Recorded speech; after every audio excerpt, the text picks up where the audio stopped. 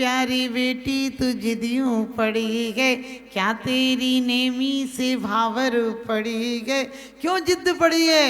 वो कहती है माँ मैं उन्हें पति मान चुकी हूँ, अब उनके साथ जाऊंगी, चाहे वो महलों में जाए चाहे वो वनों में जाए, और चली जाती है। 9 10 10 भव की द्रौपदी आदि की भी कथाओं पढ़ना, 9 भव से 7 भव से पूर्व जन्म से संबंध चले आ रहे थे। इसलिए कभी कभी हम कहते हैं जोड़े से आया करो, बोले माता जी शर्म आती है जोड़े से। मैंने कहा उस दिन शर्म नहीं आई थी जिस दिन पूरी पंचायत को बाजे बजा के और ले गया था, लेने गया था तो बाजे बजा कर ले गया था। अब शर्म आती है। अपनी बच्चियों को भी सिखाओ कि कम से कम शादी हो जाए तो गृहस्थ आश्रम में प्रवेश किया गए। सागार धर्मामृत में आशा दर्जी कहते हैं कि तुमने सिर्फ गृहस्थी राग के लिए नहीं त्याग के लिए बनाई है। ऋषि हिंदू पुराण में ऋषि आशीर्वाद देते थे तुम्हारे 10 पुत्र हो और 11वां पुत्र तुम्हारा पति हो।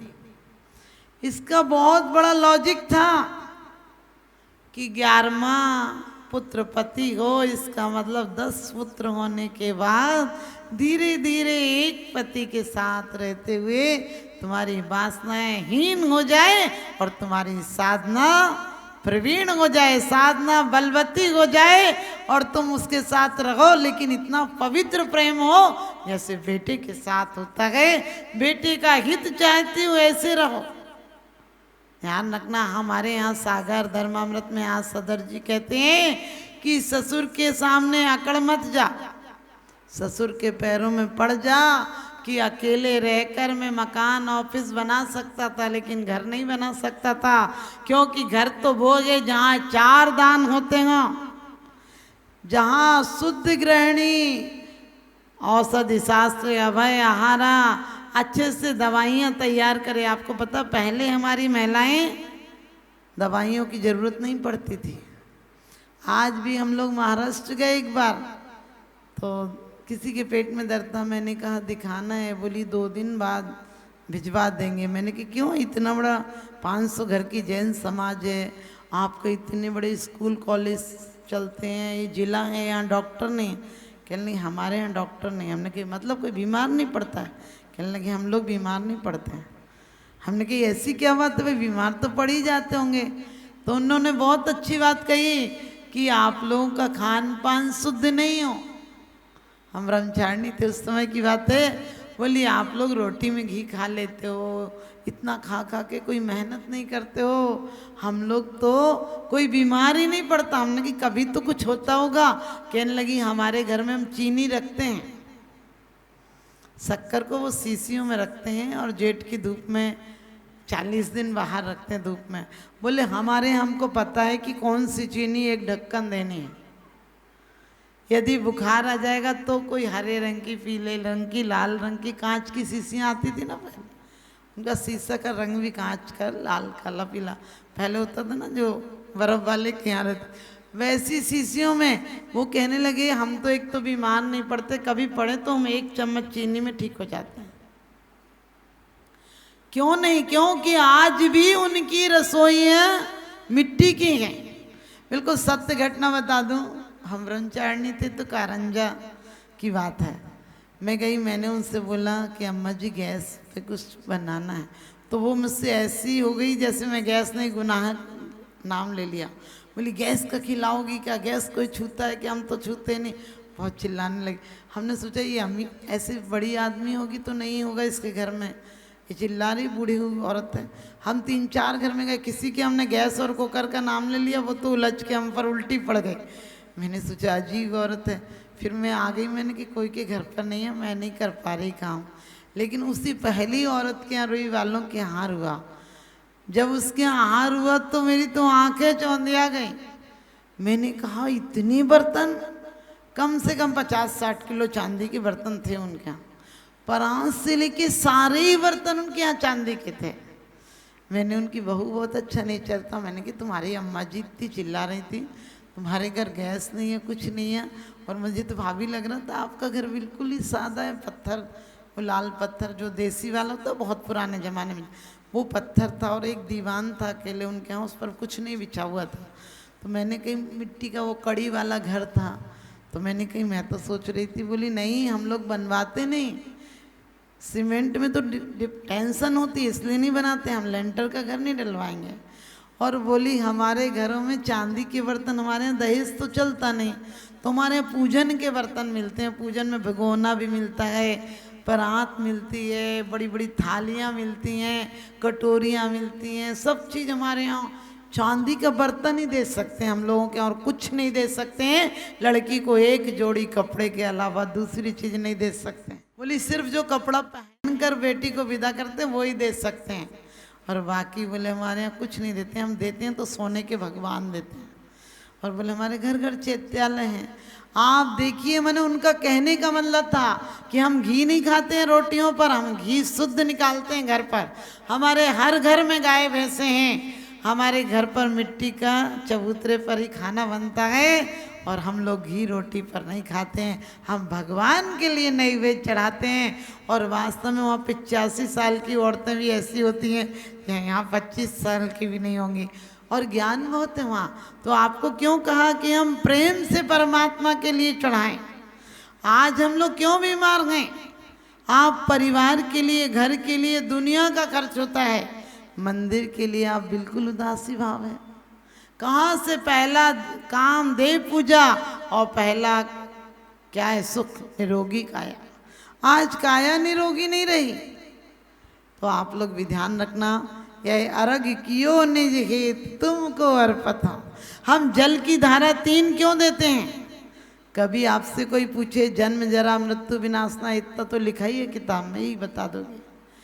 जन्म जरा मृत्यु विनाशनाय के लिए जल ही क्यों चढ़ाते हैं? जल अपना पथ रोकने नहीं देता, कहीं ना कहीं से निकाल लेता है। जल मल को नष्ट कर देता है। जल को गर्म करो पुनः शीतल हो जाता है, निमित्त जब तक रहेगा तब तक गर्म रहेगा, और अग्नि से हटा दो शीतल हो जाएगा।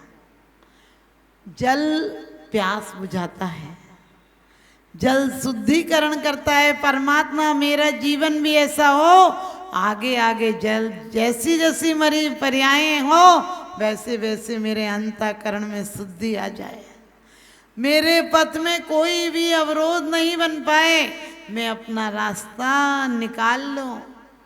मेरे पे कोई भी कितना भी मुझे मलिन करना चाहे, मैं उसके मलिन मन को भी निर्मल कर दूं, मैं जगत की प्यास बुझा दूं, मेरा जीवन ऐसा हो किसी को संताप नहीं हो। ऐसे भावों से जल चढ़ाते हो क्या? अकेले किताब में लिखी है जन्म जरा मृत्यु विनाशनाय स्वाहा। क्या लिखा है? भव तप कर शीतल वा सो चंदन नाही, ये प्रभु यह गुण कीजिए साच आयो तुम ठाई। क्या बोलते हैं कि भगवान चंदन क्या है? वो तो सिर्फ बाहर की शीतल देता है। भव तप घर शीतल वा सो चंदन नहीं, कहते हैं भव को नाश करने का, भव के संताप को मिटाने का गुण चंदन में नहीं है। लेकिन मैं आपके चरणों में चंदन इसलिए चढ़ा रहा हूँ, चंदन जैसे गुण भी मेरे अंदर आ जाए तो मेरा बंधन सच हो जाएगा। चंदन के गुण क्या होते हैं? चंदन काटने वाली कुल्हाड़ी को भी सुगंधित कर देता है। चंदन को जलाओ तो भी वातावरण को सुगंधित कर देता है, पीसो तो सिलवट्टे को सुगंधित कर देता है। और चंदन की विशेषता है कि चंदन के वृक्ष पर अजगर, बड़े बड़े जहरीले सर्प हों, लेकिन चंदन जहरीला नहीं होता है। परमात्मा मेरे जीवन में भी विषय वासनाओं के जहरीले नाग लिपटे हों, मुझे उसके बीच रहना पड़े, लेकिन उसके बाद भी मेरा लक्ष्य एक रहे कि मैं निर्विष रहूं, वासनाओं को ऐसे स्वीकार करूं जैसे रोगी औषधि को स्वीकार करता है। मैं घर में रहते हुए ऐसा रहूं जैसे कि मरीज हो। फूल क्यों चढ़ाते हैं, कभी विचार किया?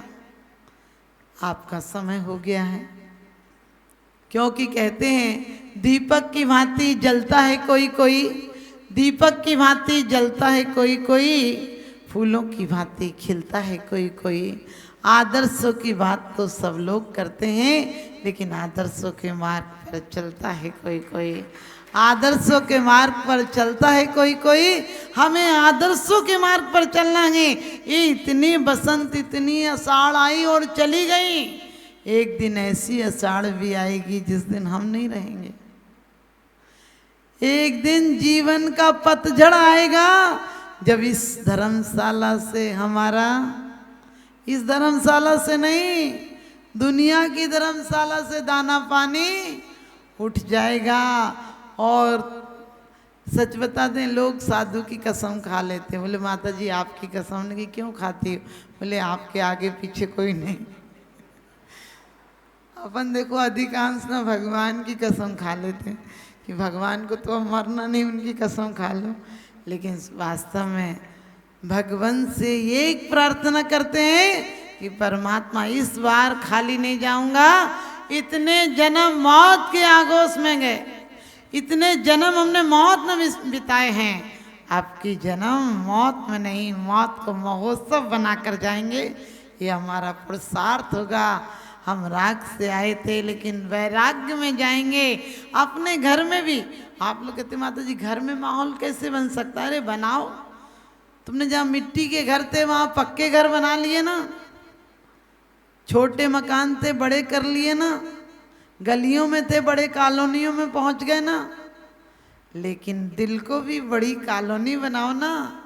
दिल को गंदा नाला मत बनाओ, दिल को गंदोदक की तरह पावन बनाओ, तो आप सबके दिल पावन हो। छोटी मोटी बातों पर दिल में कसक मत रखा करो, क्योंकि ये भी क्या करना, ऐसी ऐसी पर्यायें हम प्राप्त करेंगे। आप समझ गए मेरे कहने का मतलब? कि कल आदि जो भी आप समझ गए, वो ऐसी ऐसी पर्यायें प्राप्त करेंगे जहाँ हम बहुत दर्दनाक मौत मरेंगे। तो हमें उन पर्यायों से बचना है और वो शाश्वत पर्याय प्राप्त करना है जो लोगों के लिए नहीं, देवताओं के लिए आदर्श हो जाए। और हमें पूज्य पन्ना प्राप्त नहीं करना है, हमें सिर्फ पूजना नहीं है। बड़ी अच्छी बात अभी माता जी ने आपसे कही थी कि एक सेठ की पूजा करें। मैं कहती हूँ हम और आप भी एक बीज हैं, हम और आप एक बीज हैं। एक बीज यदि वृक्ष की पूजा करने लगे तो बीज बीज नहीं हो, वृक्ष नहीं हो पाएगा। बीज यदि उसी तरह से अपने आप को मिट्टी में जाने दे, पानी को आने दे, अपने अस्तित्व को मिटाने दे, फिर एक अंकुर निकलेगा और उससे इतना बड़ा पौधा हो जाएगा। हम तो अभी देखते हैं, आज हमने पूजा करी, इसका फल मिला कि नहीं। यदि वो बीज रोज देखे निकल के कि कितना बड़ा, तो बीज बढ़ेगा ही नहीं। हमारी यही जल्दी है, बड़ी उतावली है। आज पूजा करते हैं, आज ही फल चाहते हैं। हमें फल नहीं चाहिए, क्या मिलेगा? फल नहीं, हम तो वो सुफल फल चाहते हैं। कहते हैं उत्तम फल भगवान के चरणों में चढ़ाते हैं और उसका फल मोक्ष फल चाहते हैं। और जब तक संसार में रहेंगे, संसार के श्रेष्ठ फल हमें अपने आप मिलेंगे। वो फल कैसे मिलेंगे, इस बात को हम कल सुनेंगे। अपनी वाणी को विराम देते हैं। बोलिए आदिनाथ भगवान की।